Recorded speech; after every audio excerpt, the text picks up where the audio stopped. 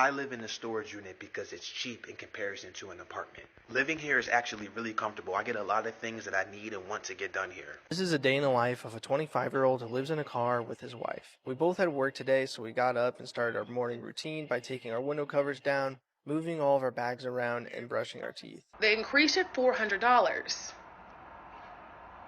$400. The gym downstairs, there are through all the 3 treadmills have something wrong, or 4 have something wrong with it. The entire time that I've lived here, one of them just broken the entire time. So then I said, you know what? Screw it. We gone. 60 days, here you go. We out. I checked the apartment website. What do you know? The unit that I'm moving out of is now $200 cheaper for a new tenant. So yes, things are always difficult for every generation, but it is significantly harder for millennials and Gen Zers. So boomers, let's stop beefing with each other and let's see how we can help the millennials and Gen Zers have a bright future. Rent is skyrocketing, and for millions of people, it's pushing them right to the edge. We're not just talking about higher rent checks. We're talking about people being forced into cars, RVs, and even storage units because they can't afford a roof over their head. And I live near Los Angeles, and things are even worse. The fires earlier this year left thousands of people displaced, and landlords are cashing in, calling it supply and demand issues, while it's really called price gouging. On top of that, massive corporations are buying up single-family homes, turning them into rentals, just putting home ownership even further out of reach for more and more Americans. Just 50 years ago, you could afford your own apartment with a minimum wage job. In 2025, that's no longer the case. The American rental market is broken, and the clips I'm about to show you illustrate just how bad it's gotten. I got home last week, and as I was walking down the hall, I saw all these letters on everybody's door. And I was like, oh, y'all finna throw a pizza party down in the leasing office? That's cute. I can't come. And I got home and realized that was not a pizza party invitation. It was a letter saying we going up on y'all rent by $145. For all of you rich and wealthy, fabulous people out there, I know you didn't bat an eye at that, but for some of us who have prayed the prayer of deliverance for brokenness off of our lives, we are believing the Lord to help us through this land of prosperity that you guys, in the comments probably have arrived at way before me. But I had a little panic set in because the place that I moved into with my husband and 4 kids, we had just moved into in April. It's only July. And I'm like, dang, y'all went up on my rent in 2 months. I just got here. On top of the fact that the rent we're at now was a faith move because that was double the place that I was before this. So I'm like, Lord, this is a lot of faith you asking me to have, just up front. On here with the best of them and do little sermonettes and Bible studies and fuss at y'all about stuff. But I don't think we do this enough where we get on here and get really vulnerable and transparent about the things in our life that we are still fighting to believe. So anyway, I prayed about it and I was like, okay, let me do the mature Christian thing to do. I'm gonna pray. And I was like, hey, you already know why I'm hitting you up, but I'm just gonna tell you, you see this letter? Yeah, what's up?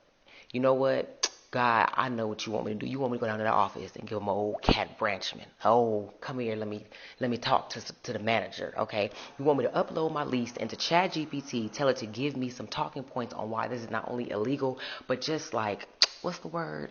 Like not fair. The word is escaping my mind right now. But it's not cool. It's not cool, and I'm not paying this. So that doesn't even seem legal for an apartment complex to raise your rent after only 2 months of being there. But somebody commented, don't you have a lease agreement? And the creator replied, yes, I read it through ChatGPT, and unfortunately they do say they can raise the rent at any time for any reason as long as it's less than 10%, so I'm cooked.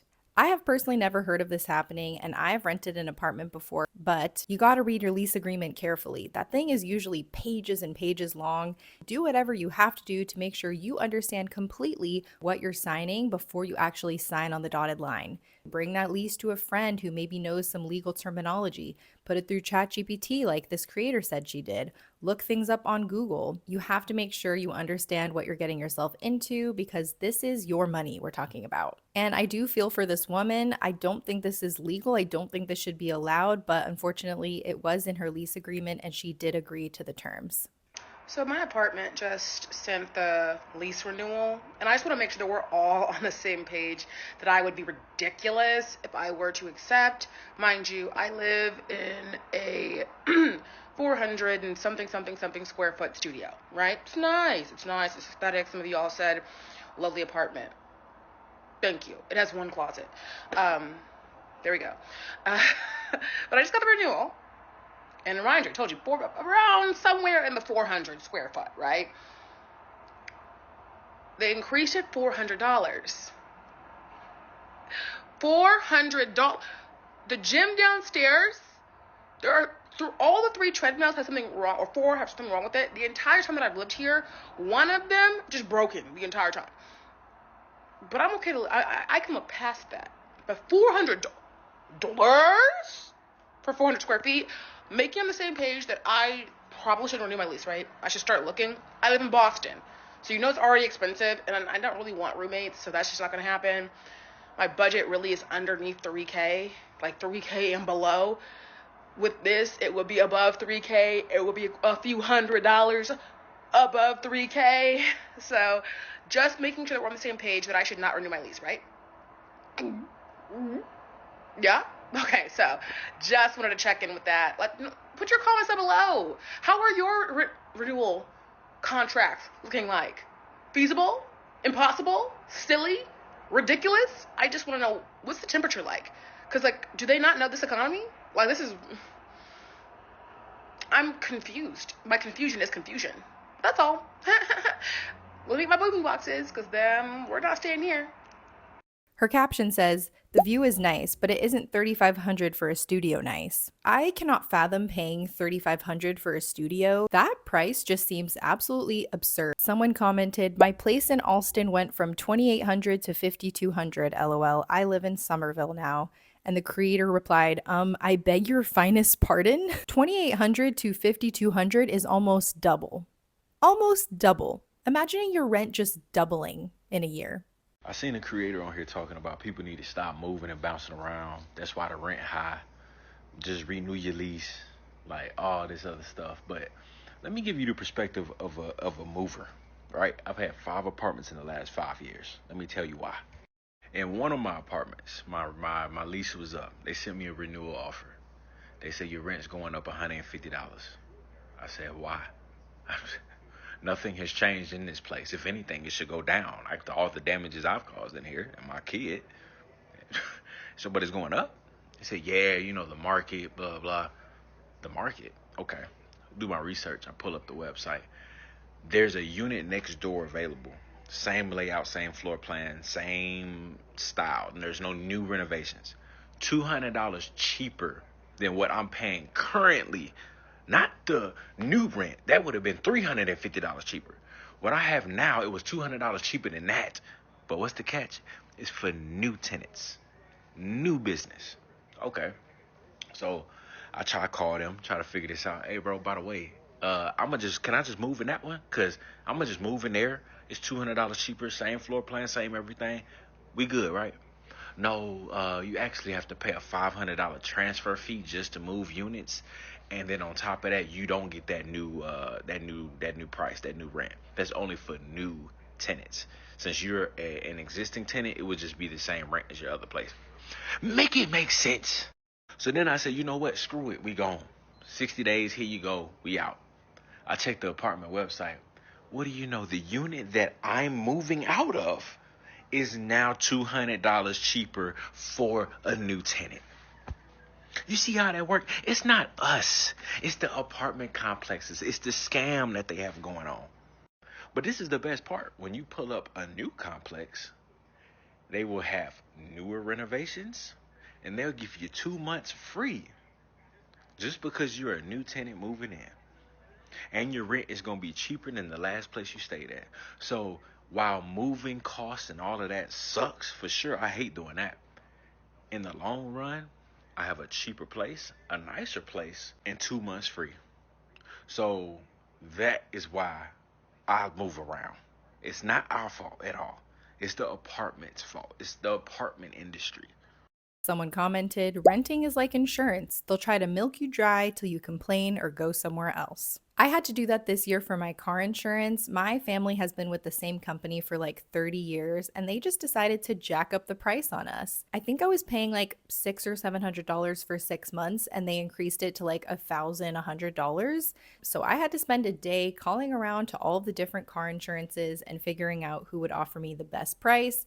And lo and behold, I did find a company that was going to offer me a cheaper price compared to my existing insurer. Someone else commented, the rent is lower to reel a sucker in. They're going to up the score for the new tenant in the following year. Just like how you'll actually make more if you switch jobs every 2 years, according to Forbes. Yes, that happened to me last year. I was paying $2,035 for my apartment and then they tried to up it. When I left, a realtor listed it for $1,700. I was so mad, but I ended up buying a house. America finds all types of ways to stress us out. So even in the apartment space, similar to the employment sector, there is absolutely no loyalty anymore. There is no reward for being a good tenant, paying on time, being loyal, and keeping your space tidy. In exchange for living there for 10 years, they're just going to jack up the price on you and instead make it cheaper for someone new to move in. And I feel the frustration of these people. You know, moving is not cheap. You have to get movers, rent a U-Haul, take days off of work potentially to move, along with just the disruptive process of moving to your life. That has got to be maddening to deal with. When your rent goes up $200, but they only give you a 30-cent raise. So in the close of my lease in 2022, my rent was $1,050. For the next year, they brought it up to $1,150. The next year, they brought it up to $1,550. When they asked me to renew it, they brought it up to $1,800. That is a $750 increase from a third renewal period. $750, that's like 70%. The thing about this that hurts so much is that you have an entire system looking you right in the face and telling you they can't do more, while they have absolutely increased their own prices, far outpacing inflation. They have increased all of CEO compensation. They have increased executive compensation. They have done everything that they can to make sure that those in power are going to get theirs. They're going into these meetings and telling you that they've made record profits, but they don't have the money to pay the very people that are building those profits. Looking you in the face and giving you a 30-cent, 50-cent, even a dollar raise. A dollar raise is $160 a month. People's rent payments have gone up $500, $600, $700 across 3 to 4 years. Their grocery payments, if they are, let's just say a two-person family with one kid, their grocery payments alone are like $700 a month to feed a family of 3, and that's doing it really cheap. That's feeding a family of 3 on $21 a day. We are being lied to. We're not being gaslit because we know the difference. It's like somebody with glassy eyes looking right at you and going, no, the sky really is polka dot. And you're like, it's literally not. Why are you even doing this? But the whole system is getting on the news, and they're getting in your one-on-ones, and they're getting in your annual reviews, and the newspapers are saying it, and everybody you know that actually has money is looking you right in the face and going, no, everything is fine. You just have to work harder. You just have to go get one of those high-paying jobs that only this many of them exist. And they're bleeding money out of you. Wages have not gone up in 50 years in the same way that prices and executive and like CEO level, upper management level compensation, we are being lied to every moment of every day about what they can and can't do, and people are at an angry, terrible breaking point. We got a comment here. Remember, if your raise isn't greater than inflation, you got a pay cut. Someone else said, my rent has gone up $750 in 3 years. My pay hasn't gone up at all in 3 years. I can't fathom my rent going up $750 in 3 years. That is absolutely astounding. I lived in a 2-bedroom, 2-bathroom apartment in 2015, and I paid $2,090. So out of curiosity, I checked the price of that same apartment today, same floor plan, same number of bedrooms and bathrooms, and the cheapest one goes for $3,395. So the apartment increased from $2,100 to $3,400, so it's about a $1,300 increase. But that's over the span of 10 years. So a $1,300 increase over the span of 10 years, it's still bad, but it's definitely not as bad as a $750 increase in just 3 years. Something else that kind of blows my mind is if I wanted to rent a 1-bedroom apartment at that same complex today, I would be paying $2,600 for that apartment. Meanwhile, in 2015, I was paying $2,100 for a 2-bedroom apartment. So I would be paying more for a 1-bedroom than I was paying for the 2-bedroom 10 years ago. I need to know why LA is so hard to rent right now.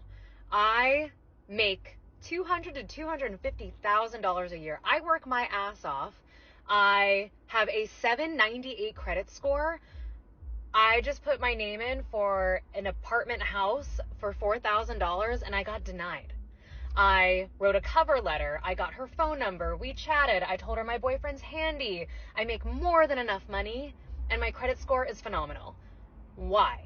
I need to know. If there is anybody that could tell me why I keep getting rejected by these places where I have more than enough money to rent, I don't get it. It's so frustrating and it like breaks my heart every single time. Every single time. I am literally almost started crying when I got the rejection email today. And I know that's so silly, but like, you know, I get excited. I start designing the house and it's so exciting and it's a new fresh start. I love, love, love moving. The 4 places that we have put our name in have not gotten. I'm so confused. I do not understand it. Some of the comments say, I heard it's a scam. They keep taking applications for faux apartments just to collect the application fee. The fires displaced a ton of people. We can take a look at this NBC article here. It says that displaced LA residents are facing spiking rents and authorities are warning of price gouging. Property managers and landlords are seeing so much demand in rentals and are increasing their prices over the 10% allowed during emergencies. This story here talks about a family who's been trying to find a new place since the wildfire, and they went to check out a 5-bedroom home in Santa Monica. It had been put on the market the day before for $28,000 a month, and this was more than double the rent posted a year ago. They were asking for 3 months of rent up front and already had applications from multiple people. Of course, this is super demoralizing to hear, so the family turned away and they were appalled at the prices. And authorities are asking residents to report any price gouging they see to the state attorney general's office. Because price gouging is illegal, and most definitely during a state of emergency. The rental market is so bad that in some cases, prospective short-term renters in LA are finding themselves on waiting lists, in bidding wars, or being asked to provide a year's worth of rent up front. Can you imagine for that $28,000 house per month paying a year's worth of rent up front? That would be over $300,000. I don't think anybody has that type of cash sitting around. It's just really devastating what happened in LA earlier this year, and now landlords are just trying to take advantage of people's desperation, and it's really a shame. Now we're going to watch a clip of the amount of rent you can afford based on your salary, and newsflash, it's not as much as you hoped. This is the rent that you can afford if you're making $30 an hour. Now look, if you make $30 an hour, and let's say that you work 40 hours a week, you'd be making about $1,200 per week, which comes out to $62,000 per year. Now, you always want to budget based on the money that's hitting your bank account, and this isn't what's going to be hitting your bank account. After paying taxes, you'd be making about $47,000 a year, which comes out to about $4,000 per month. This is going to be the money that you use to make a budget. And the ideal budgeting framework is a 60-20-20 budget. And all of that framework means is that 60% of that $4,000 goes towards bills, 20% goes towards funds, and you save and invest 20%. But here's the thing, if you want to keep your bills to 60%, well then your housing cost needs to be half of this amount. It means that your rent should be about 30% of your budget. Or in this case, about $1,200 per month. And this might seem unachievable to you right now, so let me give you a few pointers. You probably won't be able to live alone. You probably can't afford to live in New York City or California. And you probably need to live in a less desirable neighborhood. And while this might seem unappealing, let me tell you, if you can stick to this budget, here's what you're in store for. If you did this just for 2 months, you would have over $1,000 saved. If you did this just for 1 year, well, you could pay off $10,000 in debt. And if you did it for 5 years and you were investing that money, you'd have about $60,000 in the stock market. So the amount of rent you can afford based on a $30 an hour salary is about $1,200 a month. And personally, I don't know anywhere where you can rent a place for $1,200 a month. Oh wait, actually I do know some places that you can get rent for under $1,200 a month.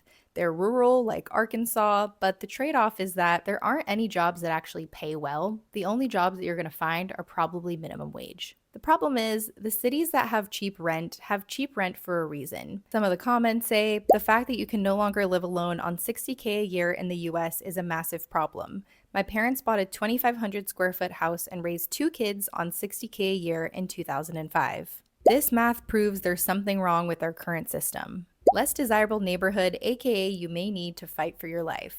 So those are the options, and they're not that enticing. 1970, the minimum wage was $1.40. That is $224 a month. However, the average apartment was only $108. So for 48% of your check, you could get an apartment. Fast forward to 2024, the federal minimum wage is $7.25, which is $1,160 a month, but the average apartment is $1,700. You cannot even afford an apartment today. In fact, if you make twice the minimum wage, you cannot afford an apartment in 2024. If you want to know what it was like growing up in 1970, the average apartment today should be $556. Millennials and Gen Zers, can you imagine how incredible life would be if rent was only $556? But let's look back to 1970 at the median household income. It was $8,700, and the median house price was just $17,000, so just 2 times the yearly salary. Fast forward to today, median household income $85,000, median house $400,000. That is 4.7 times. If you want to know what it was like in 1970, the average house today should be $170,000, which is fair, which would help everyone get into a house, and the American dream would still be alive. So yes,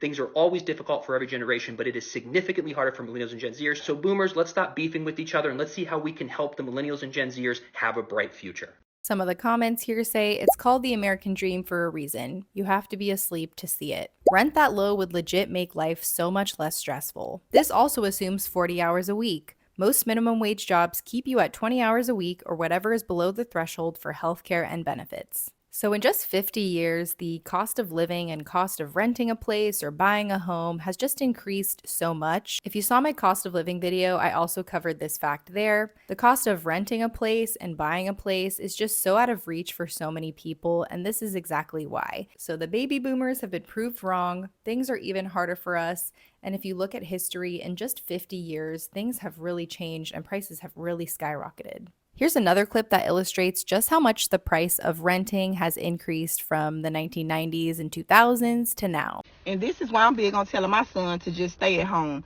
Go live in a dorm or stay your ass at home with me. Because these are not the same apartments that we had when I was 18. When I was 18, I had a little $400, $500 apartment. Really, the highest apartment, maybe in a nice area, was like $750.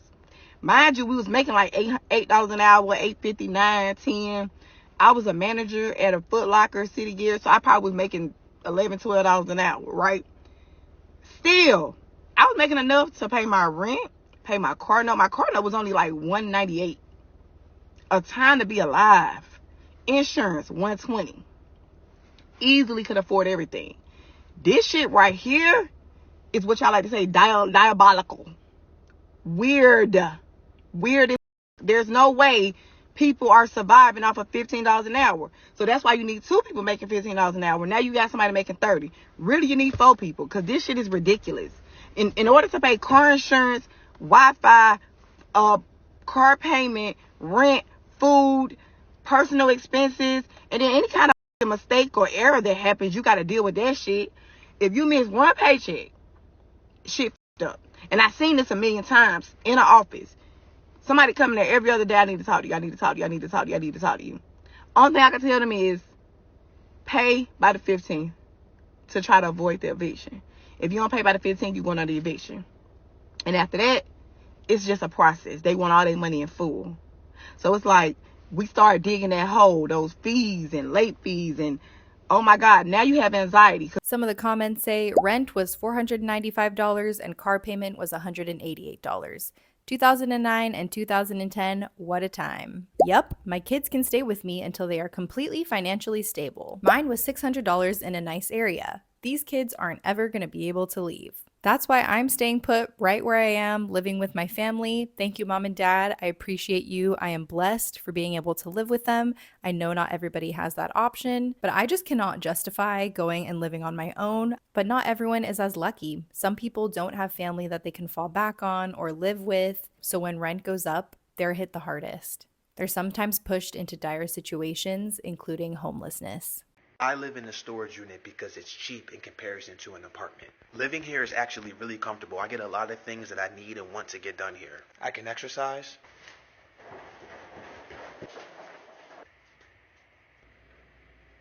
I can use the bathroom. I can play music anywhere in the unit. It's climate controlled in here, so it's nice and warm. This unit is 24 hours, so I can come here anytime I want, stay here as long as I need to. We can take naps if we need to and go to sleep. So this is our living space. Very, very grateful to have this space. The next goal is to get an RV. The next goal after that, tiny home. And if we want to eat, I just cook right out front.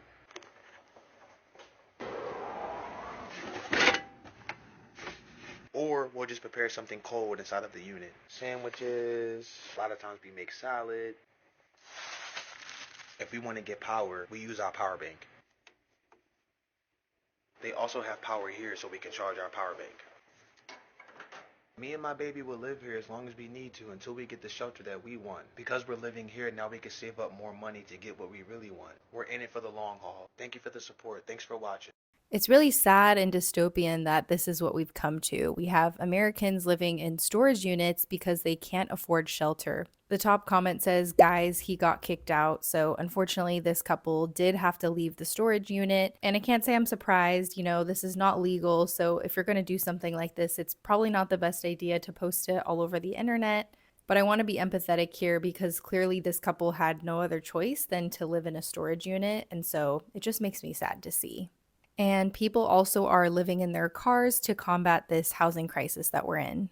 This is a day in the life of a 25-year-old who lives in a car with his wife. We both had work today, so we got up and started our morning routine by taking our window covers down, moving all of our bags around, and brushing our teeth. I dropped Kayla off at work and then I drove to my job. We both had the same hours today, so I picked up Kayla from work for our lunch break and we first stopped at a gas station to heat up some leftovers. Then we went to the post office so that I could pick up a package from our P.O. box. I ordered a chest of head mounts so that I could get cool POV shots like this. We then went to find a spot so that we could sit and eat our lunch together. After eating, Kayla dropped me off at my job since it was closer. We both got off at 7 p.m. tonight, so Kayla picked me up and we headed to Walmart to get some things for dinner. We decided we wanted some steak, grilled onions, and potatoes. We got to the park and started to unpack everything to begin cooking. One of the things that I missed and definitely took for granted in our apartment was obviously the convenience of cooking and everything else, but it's the ability to get home from work and just sit on our couch for a bit just to relax. We're constantly on the move for every simple task that we have for the day, and we don't get to relax until we get in the car for bed. Kayla absolutely killed it on the steaks, and we decided to just watch some YouTube while we ate our food. Once we were done, I did some dishes, and then we packed up the car so we could head to the gym. A lot of you ask about how we shower, so we have a gym membership that is open 24/7, so it makes it really easy for us to get a workout in, then shower before bed. Once we finished, we headed to a park that we're going to stay at tonight. We were so happy to see that it was 60 degrees out tonight because we have had a lot of hot nights in the car. We went through our nightly routine that usually takes less than 10 minutes. I tried using my new head mount for cool POV shots, but of course my phone was out of focus. We put up our window covers and then moved our bags from the trunk to the passenger seat. Then we were finally able to get in the car and get some rest. That's a typical day of what it's like to live in our car. Are we homeless or are we living rent-free? You tell me. Someone commented, if you guys are doing that to save up to buy a house, congratulations. If not, your girlfriend needs to follow Shira7. And for those of you who don't know, Shira7 is like a sugar daddy content creator who teaches women how to get a sugar daddy. Living in a car but having a gym membership and eating steak is wild. You're not living rent-free. This is taxing your mental health, marriage, and body much more than $1,200 you would spend on rent. We talked about it earlier. There's really nowhere in the US you can find rent for $1,200, so I don't know about that. Just take care of your girl. She deserves better. She's gonna resent him for wasting her youthful years struggling in an Altima. Van life is one thing, but car life, nah, pass. Imagine being on your period and living like this. I would go insane, I'm sorry. So while I do understand the perspective of some of these commenters, I do think that we're being a little bit harsh and we need to have empathy for people. Clearly they have no other option and this is the best solution for their situation right now. I think our anger and our frustration is better directed at these corporate landlords who keep buying up all of the single family homes, driving up rental and home buying prices for average Americans. Our anger should not be directed towards these people, but I wish them well and I hope things improve for them soon so they can get out of living out of their car. Blackstone, which recently lost its real estate CEO, has been criticized by the United Nations for fueling a global housing crisis. The UN accused Blackstone of, quote, aggressive evictions and, quote, constant escalations of housing costs for tenants. And it has spent millions to stop measures like rent control in places like California. And yes, a lot of these aggressive actions were undertaken under the Blackstone Real Estate Income Trust and its Core Plus housing unit, both of which this executive, who recently passed away, oversaw. This woman was responsible for more than $140 billion of real estate assets, and a good portion of it was residential housing. And on top of all the residential housing Blackstone controls, they also control a lot of student housing. And they've been helping to jack up the rent majorly on both. Now, Blackstone, shame on you, because when you have the UN criticizing you, you know you're up to a lot of shady business. Steven Schwartzman is the current CEO of Blackstone. Blackstone is a private equity firm. And what Blackstone did around 2011 was create a company called Invitation Homes. Invitation Homes originally acquired foreclosed properties, discounted properties with the intention of one day selling them when the market went up, and realized that they could actually rent them and make pretty good profits. So Steven Schwarzman is worth about $12 billion. Last year alone, he raked in $787 million at his position at Blackstone. Uno de los dueños de la compañía con la que estoy rentando, Invitation Homes. Uno de los hombres más ricos de Estados Unidos. He has a Napoleon complex, likes to put his name on things like libraries, and tried to put his name on his high school and failed. He also has a huge love of houses and mansions. He has a mansion in Hampton, Saint-Tropez, a beachfront villa in Jamaica. Corporate landlords have a whole set of investors that they're accountable to. Steven Schwarzman, he is a 19% shareholder in Blackstone. And what that means is that they also have to generate continually rising returns for their investors. The majority of the money that he made was as a shareholder in Blackstone. El único que trabaja aquí es mi esposo. Él tiene 2 trabajos. En los últimos 5 años ellos me hicieron un incremento de casi $700, del cual yo ya no podía pagarlos. Today, you can rent a home in a neighborhood that would have otherwise not been a choice for you. I get a letter saying that they're going to increase my rent in July, an increase of $700. So I think a lot of the blame for the increasing rents that we're seeing is due to corporate landlords. This article shares how this all started in 2008 after the financial and housing crisis. These corporate landlords were able to buy up so many homes at discounted prices and now rent them back out to Americans. And the thing is, everyone needs a place to live, right? So these real estate investment trusts, these private equity firms, these insurance companies see single family rentals as a great return. These companies also used to heavily invest in offices and commercial spaces, but they lost money on those during the pandemic when no one was going into offices and all of those spaces were vacant. So they realized that they could get a better return on their money by buying up single family homes and renting them back out to us. So that's all I got for you guys today. Please let me know what you think of the increase in rents down below. It's really concerning for me to see the increase in these rental prices, especially as someone who wants to eventually move out from their family's house. But as of right now, I'm going to be staying put. That is just clearly the best idea in today's market. I hope you guys enjoyed this video. If you did, please like, subscribe, and comment down below a dog emoji so I know you watched the whole thing. But thank you guys again, and I'll catch you in the next one. Bye.